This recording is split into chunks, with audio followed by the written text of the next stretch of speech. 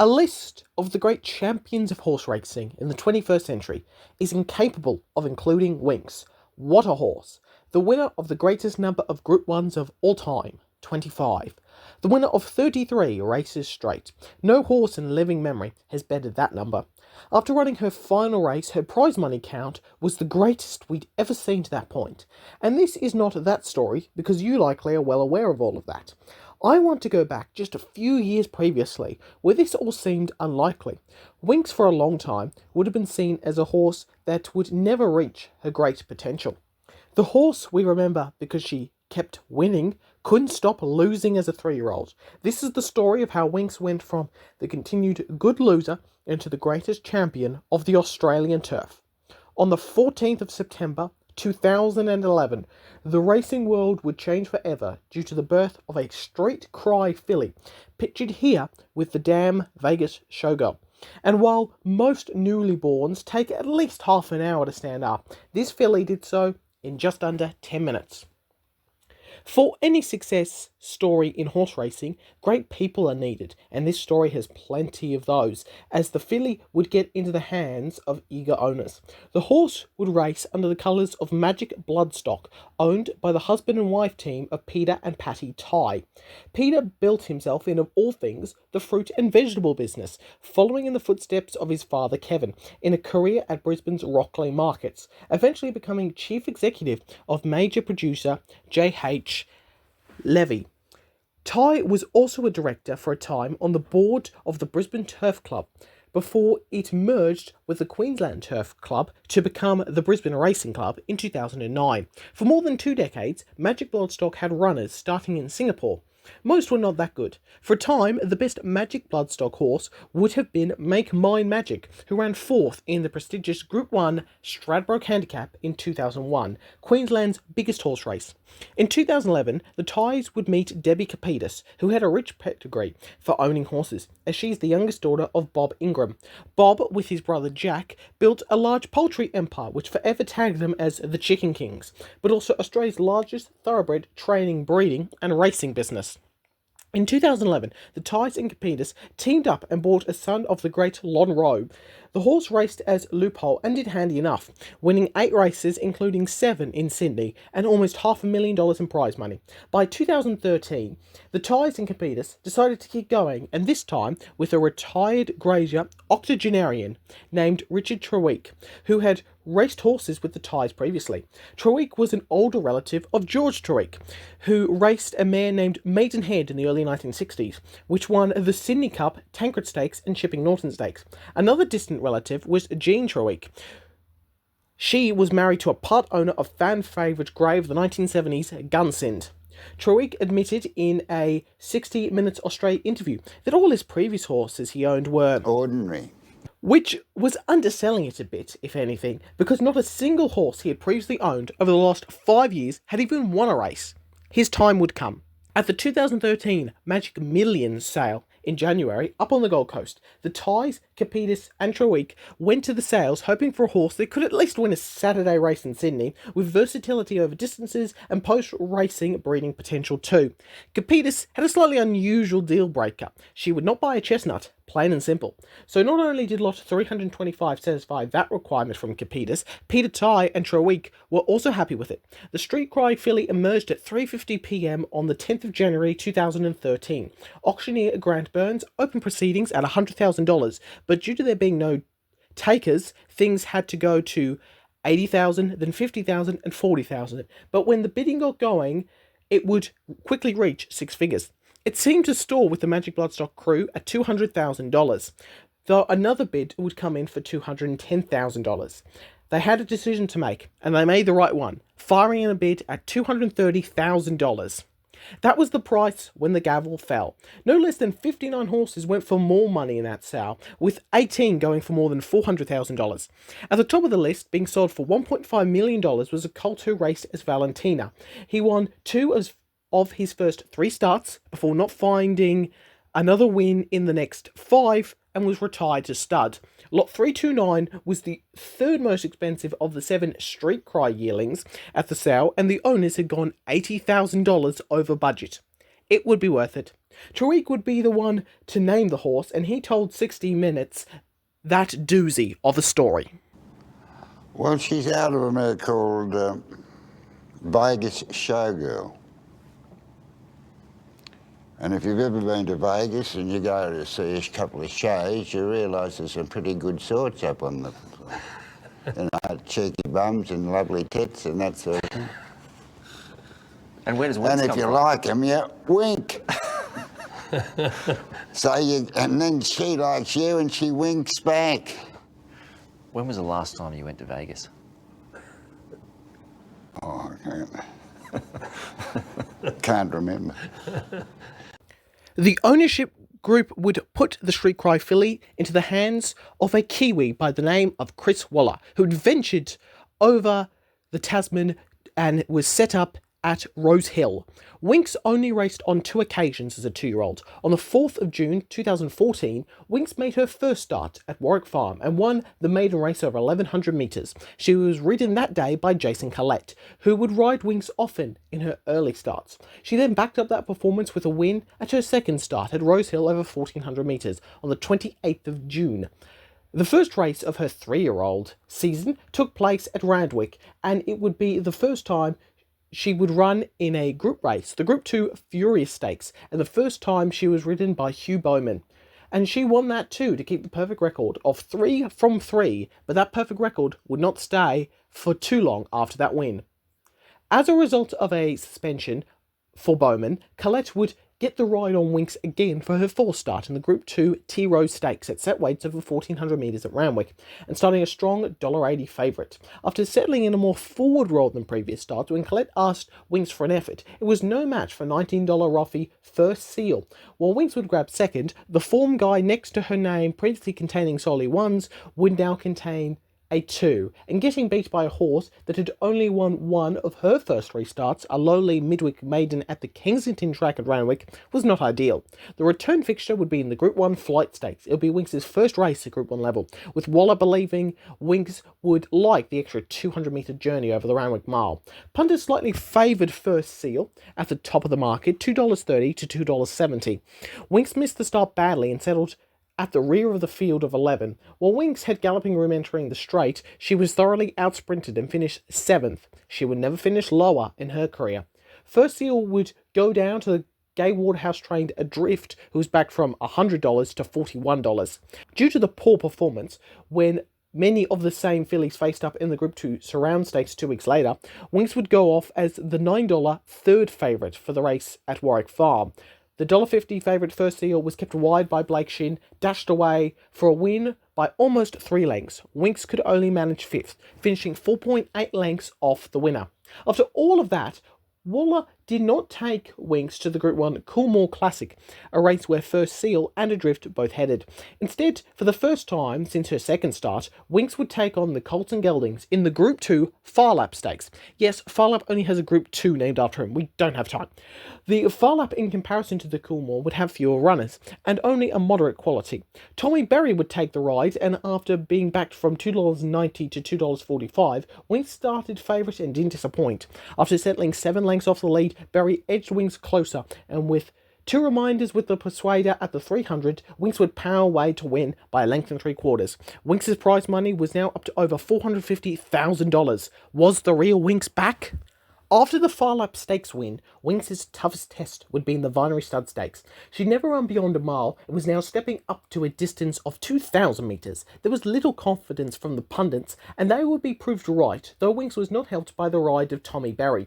From barrier 6, Winx settled a second last, one off the fence with cover. As the race quickened on the turn, Winx was third last, some 12 lengths off the pace. There was a chance to trail First Seal, but Winx didn't go through the gap quick enough, and when it closed, Berry had to take evasive action, by which point momentum was lost. Winx's next opportunity was the Group 1 Australian Oaks. She started a short favourite and was backed in on the day to start at $2.80. There would be a new jockey for Winx, the 4th in her 10-start career to that point, the Magic Man, Joe Moreira. Waller hoped engaging Moreira would prove a telling move as Winx tackled the Oaks. Winx was stepping up an extra 400 metres, but her finish in the vinery suggested she wouldn't mind it. When the gates opened, a change of tactics for Winx appeared. She jumped well from barrier 1, and rather than settling near the tail, Moreira urged her up to sit 4th and 5th through the first half of the race, 6 lengths behind the lead. Through the middle stages, however, Moreira allowed Winx to relax more, drifting off the fence for better going. She was passed on the inside by $17 chance Gust of Wind. Winx had been shuffled back to third last of the 10-horse field with 1,100 metres to go. Moreira asked Winx to improve past the 800, hooking wide approaching the home turn. Gust of Wind was continuing her dream run and shot to the lead with 400 metres left. Winx was 6 lengths away at the 300 and building. But Winx's winning burst didn't come. As she tried through the testing 2,400 metre journey, she came a clear second, but she could not make headway on Gust of Wind. Moreira, it would turn out, is the only jockey to ride Winx and never do so in a win. At a disgruntled Rosehill stable a few days later, Chris Waller muttered the immortal words, "Boys, she looks no good."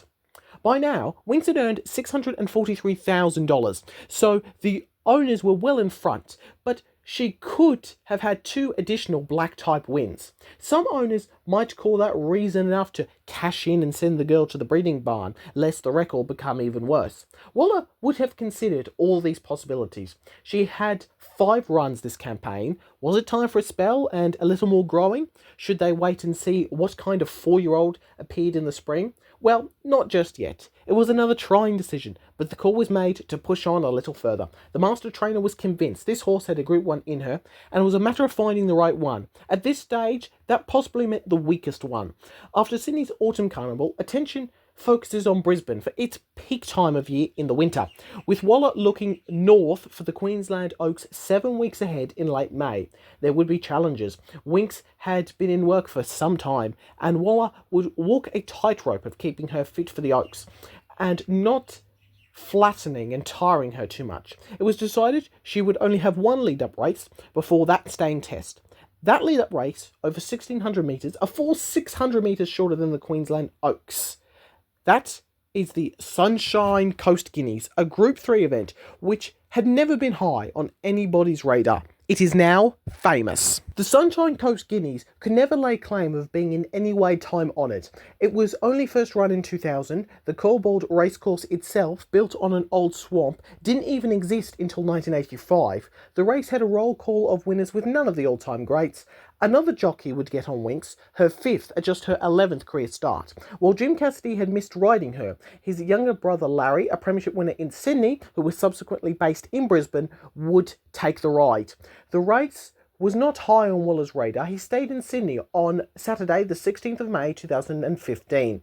As the 18-horse field sprung out onto the Good 3 track, unsurprisingly from a wide gate, Winx and Cassidy drifted towards the tail as the field strung out along the back straight, with $11 chance Sky Limit playing a familiar role for Gay Waterhouse in front, with Marion and Worthy Cause. The next 2 in the betting market were among the first half dozen.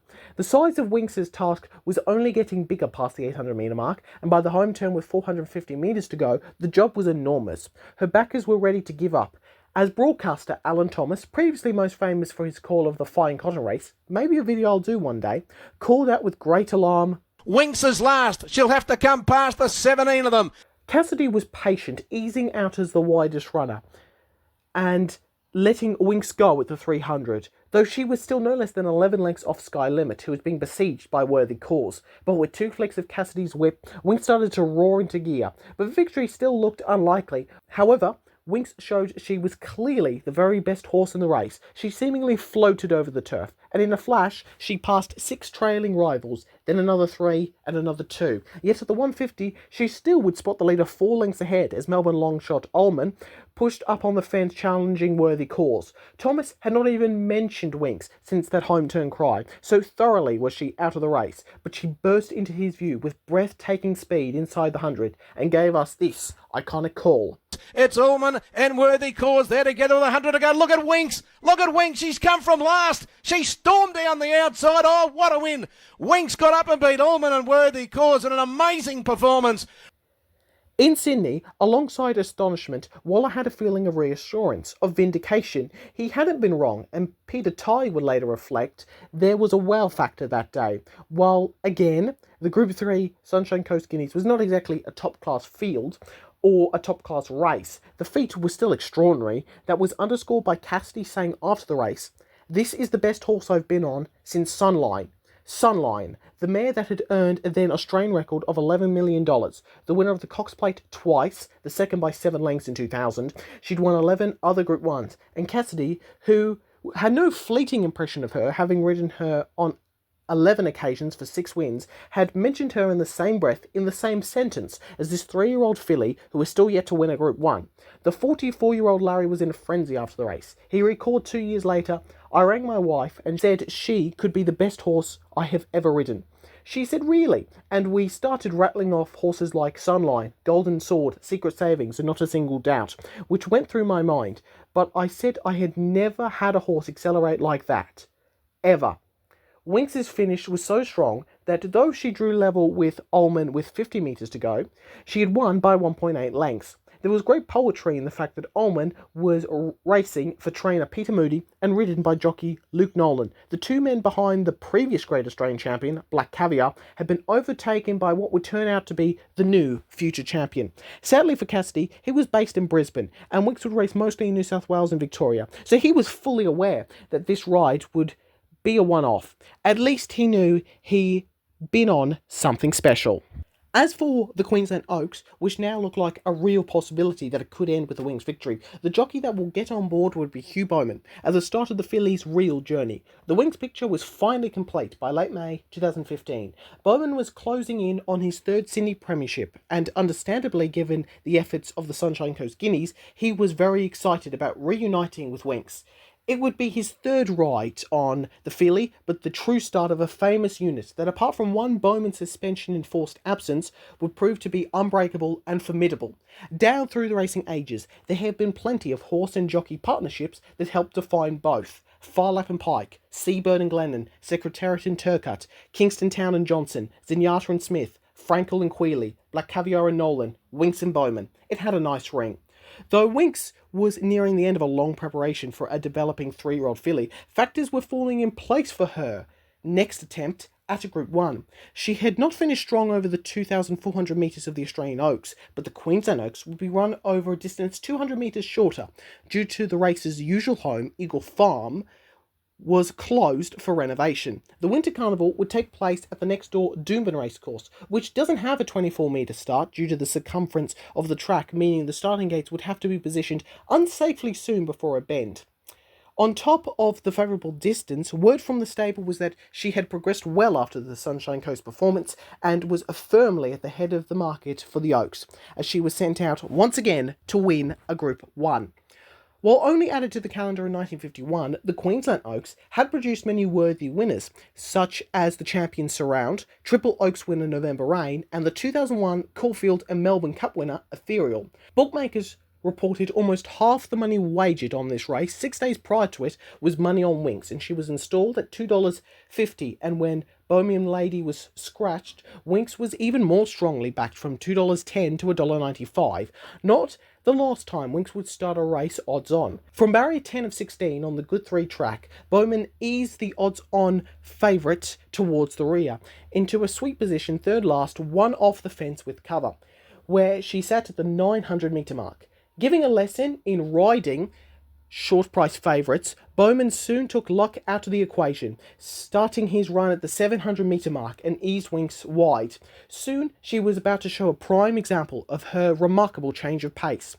Winx was able to spear across on a diagonal run through the back of the field, approaching the turn, by which time she was in clear running. She entered the 320-metre home straight the widest runner. She was 8 lengths off the lead, held by the Moody-trained Imperial Lass. Winx would get there in time on this occasion, no doubt. It was a sight to behold. Her brilliant finish meant that she was charging down the centre of the track under Bowman riding with just hands and heels, after which she was a distance away from any rival. Winx scored by 3.5 lengths, with Imperial Lass pipped for second by Ungrateful Ellen. Neither of those two, nor others in the field, would go on to do much. Winx's time was almost 3 seconds outside the track record, which was set, funnily enough, in Bowman's first Group 1 success 11 years earlier. But having done that to what was put in front of her, Winx was all of a sudden a destructive force. Looking back on the events in Queensland, Waller later recalled, "All my team agreed her best opportunity and perhaps her last to win a Group 1 was the Queensland Oaks. We got the first part right, but we got the second part wrong." As for Bowman, he too was impressed. She didn't feel like she was going to let down like that. She's done it with authority. By winning back-to-back races for the first time since her initial 3 starts, Winx had achieved several milestones. She provided Waller with a modern Australasian record, Group 1s, for the season with 13, overtaking the record set by 2 greats in Lee Freeman and John Hawkes. The $327,000 first prize pushed her earnings past the $1 million mark, and the victory also gave Peter and Paddy Ty a first Group 1 win with Magic Bloodstock. Winx had taken a major step from being a promising and at times unfulfilling horse to potentially being one of the most exciting horses in the country. Waller identified the Maya Classic at Flemington on Derby Day, a race now called the Empire Rose Stakes, as the next main target. He reasoned the fact that it was held late in the spring, which allowed a lengthy rest for Winx. Those plans would change, and change gloriously. Winx, it would turn out, would never take part in the Maya Classic of 2015. Rather, her grand final would be a week earlier in the Cox Plate. When she returned as a 4-year-old, she was not that much bigger and stronger, but she was more filled out. After one of the most jaw-dropping wins of her career, first up in the Group 2 Theo Mark Stakes over 1,300 metres at Rose Hill under the riding of James McDonald, Winx basically ran the straight on a curve, coming from a long way back. Winx flying! Oh, did she get there? She did, Darren Flindell, and that made it 4 in a row. Many now thought Winx would be a good Cox Plate horse, and after winning the 2015 Epsom in fine style, Waller would confirm her as a Cox Plate horse. That first Cox Plate, the Weight for Age Championship of Australasia, put Winx on the casual racing fans list for the first time, and after struggling for a time at Group 1 level, she would run away from great horses like Criterion and Highland Reel to win the Cox Plate at her first run in Melbourne, and, well, you know the rest. Winx had such an impact, she not only had 1, but 2 races renamed in her honour. The first to do so was the Warwick Stakes, just 12 months after nearly bottling it with a bad start and only barely grabbing victory on the line. The Group 2 event would be renamed the Winx Stakes and upgraded to Group 1 level. Winx won that race in 2018, the unbeaten run was extended to 26, one more than Black Caviar's famous 25. The second race, and arguably even more fitting than the Warwick, was the Sunshine Coast Guineas, renamed to the Winx Guineas. The race, the occasion where Winx would begin her championship runs. Without going to Queensland, nothing that happens after it over the next 4 years could ever possibly have happened. The race was renamed because of that iconic moment.